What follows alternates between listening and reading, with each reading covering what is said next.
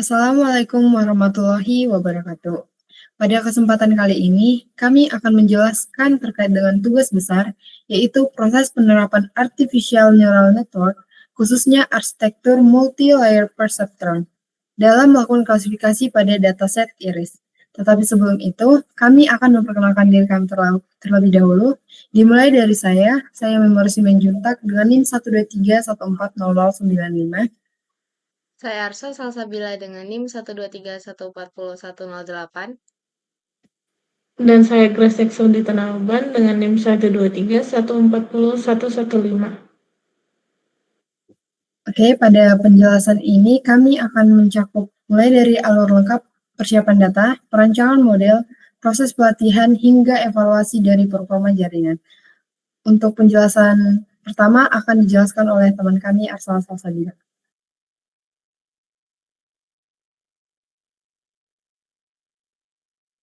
Pendahuluan, pemahaman dataset. Dataset iris adalah kumpulan data multivariat berisi 150 sampel bunga iris yang terdiri dari 3 spesies, iris setosa, iris versicolor, dan iris virginica, masing-masing 50 sampel. Setiap sampel memiliki 4 fitur numerik berupa sepal length, sepal width, petal length, dan petal width, serta satu label spesies. Variasi ukuran pada 4 atribut tersebut menjadi dasar untuk membedakan ketiga spesies, karena masing-masing punya pola morfologi yang khas. Dataset ini dikenal bersih, sederhana, dan terstruktur, sehingga cocok digunakan untuk pelatihan Artificial Neural Network, khususnya pada kasus klasifikasi multiclass. Next.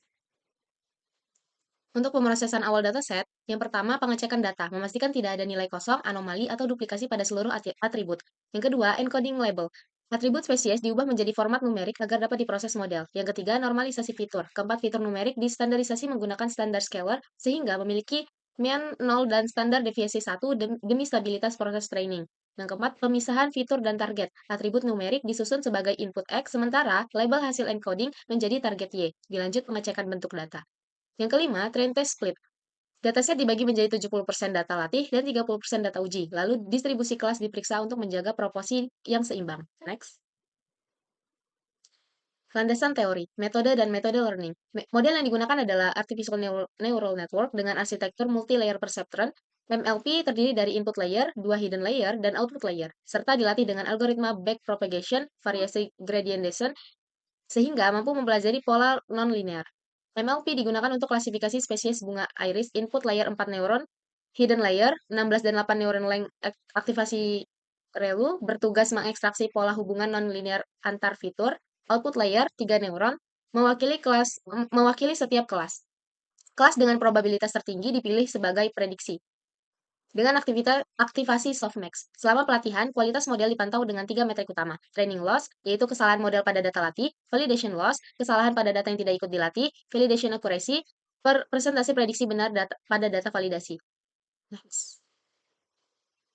Skema eksperimen dalam learning. Skema eksperimennya dimulai dari pre-processing data. 4 fitur numerik pada dataset dinormalisasi menggunakan min-max scalar agar berada pada rentang nilai yang seragam. Data dibagi menjadi 70% data latih dan 30% data uji menggunakan train test split. Data kemudian dikonversi menjadi tensor dan diolah dengan data loader menggunakan batch size 16.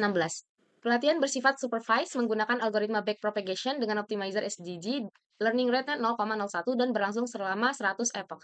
Fungsi kerugian yang digunakan adalah cross entropy loss yang sesuai untuk klasifikasi multiclass. Selama pelatihan, model dipantau dengan training loss, validation loss, dan validation accuracy. Setelah selesai, performa akhir dievaluasi menggunakan akurasi uji, classification report, dan confusion matrix untuk melihat seberapa baik model MLP mempelajari pola dari 4 fitur numerik dan mengklasifikasikan 3 spesies bunga iris.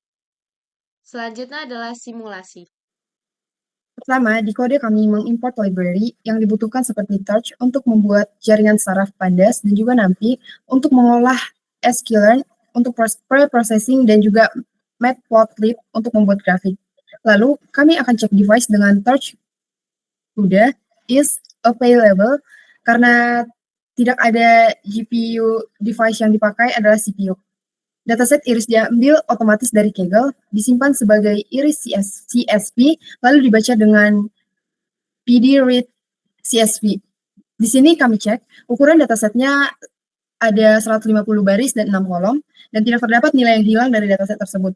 Untuk distribusi kelas seimbang, yaitu 50 kelas setosa, 50 versicolor, dan 50 virginica. Nah, selanjutnya itu kami akan mengubah label teks menjadi angka dengan label encoder. Nah, di sini kami menggunakan encoding di mana kami untuk iris setosa diberi label 0, iris versicolor diberi label 1, dan iris virginica diberi label 2. Label number ini akan disimpan di kolom species encode.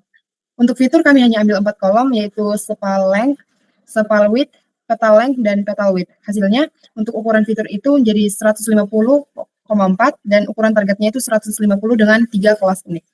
Lalu, fitur dinormalisasi pakai min-max scalar ke rentang 0 hingga 1, supaya semua fitur itu mempunyai skala yang sebanding. Sebelum normalisasi, nilai panjang dan lebar punya range berbeda. Setelah dinormalisasi, nilai dari tiap fitur akan berada di rentang 0 dan juga 1. Terakhir, data akan dibagi menjadi 2 bagian, yaitu 70% untuk data latih dan 30% untuk data uji. 70% itu terdapat 105 sampel dan 30% itu ada 45 sampel. Dengan train test split, random state sama dengan 42 dan stratify sama dengan Y, supaya proporsi tiap kelas di train dan tes tetap sama dengan 35, 35, 35 dan tetap sebanding juga, yaitu 15, 15, 15. Nah, selanjutnya, setelah data siap, kami akan mengubahnya menjadi tensor PyTorch. Di sini kami menggunakan library float tensor untuk fiturnya dan long tensor untuk labelnya. Lalu kami akan menggunakan library tensor dataset untuk menggabungkan fitur dan label, terus library data loader untuk membentuk mini batch dengan batch size sama dengan 16. Nah, hasilnya di data train ada 7 batch, sedangkan data test dimuat sebagai satu batch besar. Mini batch ini yang nanti dipakai model saat update bobot. Untuk tahap berikutnya, arsitektur model kami dinamakan dengan 3 multi-layer perceptron. Susunan layernya ada untuk input layer itu terdapat 4 neuron atau 4 fitur iris, terus ada di bagian hidden layer pertama itu terdapat 16 neuron, aktivasinya RLU, terus ada di bagian hidden layer 2 itu terdapat 8 neuron, aktivasinya sama yaitu RLU, dan untuk output layernya itu terdapat 3 neuron, aktivasinya adalah softmax. RLU dipakai di hidden layer untuk menambah non-linearitas supaya model bisa mempelajari pola yang tidak linear. Nah, untuk softmax itu, di output layer, itu untuk mengubah skor menjadi probabilitas untuk 3 kelas, dan kelas dengan probabilitas terbesar akan diambil sebagai bahan prediksi. Nah, total parameter yang dilatih ada 243 parameter, semua dapat diupdate selama training. Nah, selanjutnya itu adalah untuk proses learning, kami set beberapa hypermeter. Yang pertama itu epoch-nya ada 100 kali melewati seluruh data train, kemudian learning rate-nya itu 0,01, batch size-nya itu 16, dan optimizer-nya itu stochastic gradient descent, kemudian ada loss function-nya itu cross entropy loss, cocok untuk klasifikasi multi-kelas. Nah, di dalam loop training setiap batch itu akan pertama dimasukkan ke model itu untuk menghasilkan output, kemudian dihitung loss-nya dengan cross entropy. Nah, kemudian dilakukan back propagation untuk menghitung gradient. Selanjutnya itu optimizer SDG untuk mengupdate bobot berdasarkan gradient tersebut. Setiap 10 epochs, kami catat rata-rata training loss, validation loss, dan validation accuracy untuk memantau proses belajar.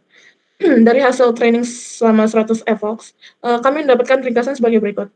Pertama itu final training loss-nya itu 1,0096, kemudian final validation loss-nya itu 1,0172, validation accuracy akhirnya itu 0,6667 atau 66,67%. Dari hasil training selama 100 epochs, kami mendapat ringkasan sebagai berikut. Pertama, final training loss-nya itu 1,0096, yang kedua itu final validation loss 1,0172. Kemudian ada validation accuracy akhir itu 0,6667 atau 66,67%. Nah, pada grafik loss over epochs-nya itu terlihat bahwa di awal epochs, training loss sekitar 1,064 atau val loss itu 1,0756.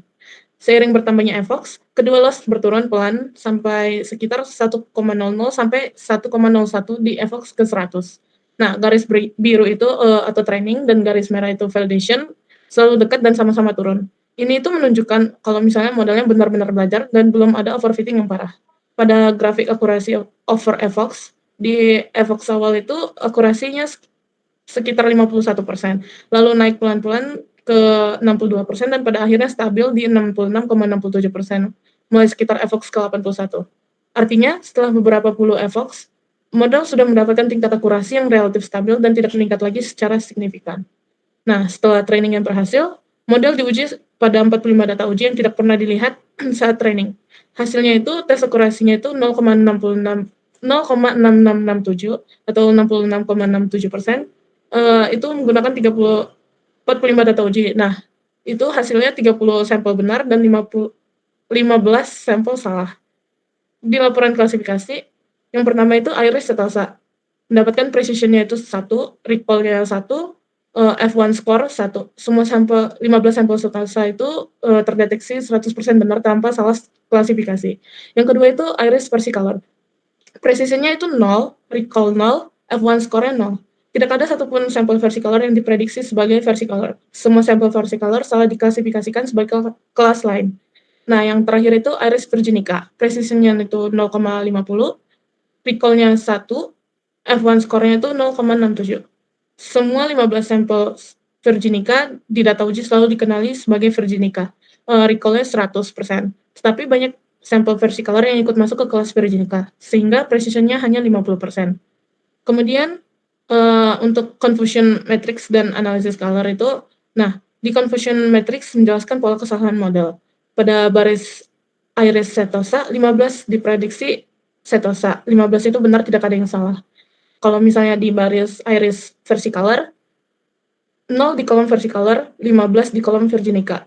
Hasilnya, semua versicolor salah jadi virginica. Pada baris Iris virginica, 15 di kolom virginica. Hasilnya semua benar.